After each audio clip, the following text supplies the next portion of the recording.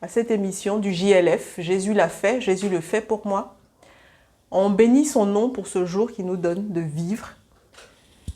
On a la joie d'accueillir aujourd'hui notre sœur Chloé. Bonjour. Bonjour Chloé, comment vas-tu? Moi, ça va bien, Bah, merci. je te laisse te présenter. Donc, bonjour, je m'appelle Chloé et j'ai 27 ans. Donc, j'ai récemment pris mon baptême par immersion le 7 mai 2023 et car j'ai pris la décision de reconnaître Jésus comme Sauveur et Seigneur, car il a changé ma vie, m'a guéri de ma maladie et de mes craintes, mes frayeurs et le sentiment de honte. Donc voilà ce que je vais vous témoigner aujourd'hui. Donc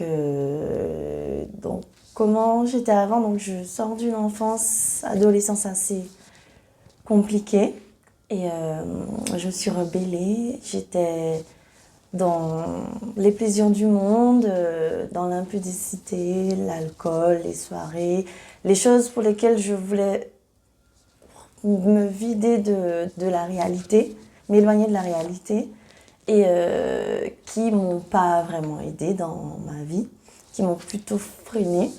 Et il y a 5 ans de ça, j'ai eu un incident donc, lors d'une crise d'épilepsie qui a conduit à un coma de 12 jours et ma vie a pris un autre tournant, tout a basculé.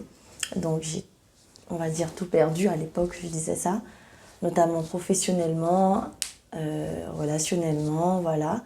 Et lors de mes hospitalisations, car j'en ai eu 5, car on n'a pas réussi à trouver ce que j'avais réellement, ça ressemblait plutôt à des CNEP, des crises non épileptiques psychogènes. Mais jusqu'à aujourd'hui, il n'y a pas de mot vraiment. Et donc, lors de toutes ces hospitalisations, c'est toujours une patiente comme moi-même ou une infirmière, un soignant qui me témoignait l'amour de Dieu à travers les soins ou les repas ou la toilette, ou voilà. Et c'est là que j'ai senti la présence de Dieu dans ma vie, qu'il m'aimait car j'étais prête à tout laisser tomber. J'avais des pensées sombres, je ne voulais plus continuer à vivre. Et voilà, c'est lors de ces moments de témoignage avec les patients, les soignants, que j'ai vu l'amour que Dieu avait pour moi. Car j'ai connu Dieu quand j'étais jeune, j'étais dans la religion, mais c'était plus par principe, j'y allais pas, je comprenais pas, enfin, j'essayais même de fuir. Et là, depuis que ma vie a pris cet autre tournant, j'ai eu des hauts, j'ai eu des bas, j'ai essayé de venir à lui, je suis repartie, j'ai eu des baisses de foi, mais depuis janvier 2023, j'ai fermement pris la décision de m'abandonner à lui, de laisser tout derrière moi et d'avancer avec Jésus qui m'a vraiment transformée, notamment sur ma vie, mais les péchés pour lesquels je pensais avoir vraiment une addiction, effacés. Je ressens plus cette dépendance, on va dire, à toutes ces choses. Et j'ai pu m'ouvrir à des personnes car moi j'ai toujours grandi dans le sentiment de la honte, de rester cachée, de m'engouffrer dans ma honte, mes peurs. Et j'ai pu commencer à m'ouvrir, avoir une communion fraternelle dans l'église dans laquelle je suis, de parler et de raconter, même si c'est pas à tout le monde, c'est des choses privées, mais au moins un référent. Et ce qui m'a aidé aussi à ouvrir les yeux que je reviens de loin. Donc voilà un peu le pourquoi du comment. Et depuis, c'est comme une ascension, on va dire. J'évolue de plus en plus, notamment ça se voit par rapport à la gloire de Dieu se manifeste en plein de choses. J'ai repris plaisir à cuisiner depuis mon incident. À conduire. Je n'avais pas conduit depuis 4 ans. J'avais la peur de reprendre le volant. Même m'exprimer. J'ai repris mes études après 4 ans d'arrêt également, à l'âge de 27 ans. J'ai tout recommencé à zéro et cette fois-ci avec Dieu mon sauveur.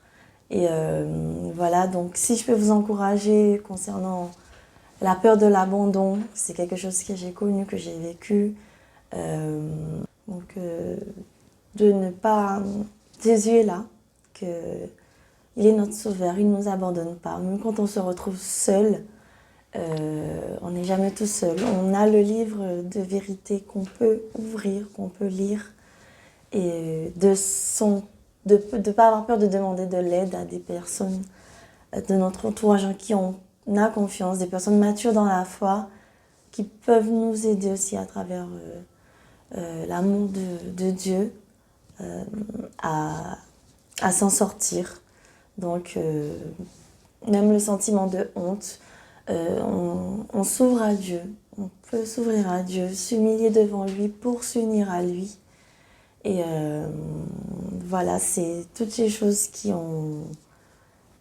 où j'ai fait un travail sur moi et j'ai pu réellement, à travers toute cette communion, tous ces nouveaux amis que j'ai, cette famille en Christ, et ma famille également qui m'ont soutenue, que voilà, aujourd'hui j'ai pris cette décision et que voilà, que Jésus est Sauveur, Seigneur, et grâce à lui, on ne fait qu'avancer. Il y aura des combats, j'ai des combats toujours, et maintenant j'ai cette initiative de ne pas me laisser abattre, mais de demander de l'aide à Jésus, à m'approfondir dans ma lecture, à surmonter les épreuves grâce à lui et avec mes frères.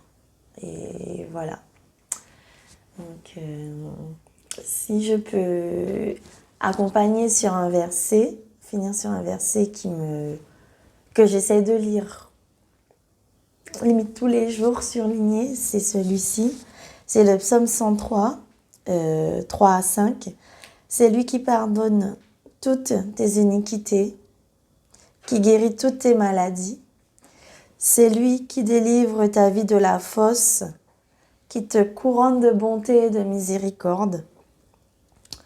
Et c'est lui qui rassasie de bien ta vieillesse et qui te fait rajeunir comme l'aigle. Et ce verset-là, je l'ai appris il n'y a pas longtemps. Et je me dis que c'est vraiment moi, par rapport à mon parcours de vie, maladie, de la fosse, et le fait que je rajeunis comme l'aigle parce que j'ai tout recommencé à zéro et j'ai l'impression de vraiment savoir ce que je fais et que j'ai une nouvelle jeunesse en fait en Christ. Voilà. Et Amen, gloire à Jésus-Christ. On bénit son nom pour la transformation qu'il a opérée en toi. Et ce n'est pas fini.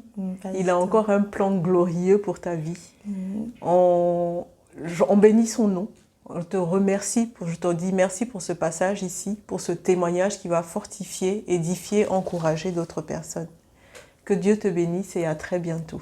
Merci. À bientôt. Alléluia! Le châtiment qui nous donne la paix est tombé sur toi, Jésus. Mais c'est par tes meurtrissures que nous sommes guéris. Quand les épreuves m'accablent, je pourrais t'oublier. Mais je choisis de prier. Quand les épreuves m'accablent, je pourrais t'oublier, mais je choisis de briller. Je veux persévérer dans la sainteté. Je veux persévérer dans mon intégrité. Je veux persévérer. Tu m'as appelé et tu me relèveras.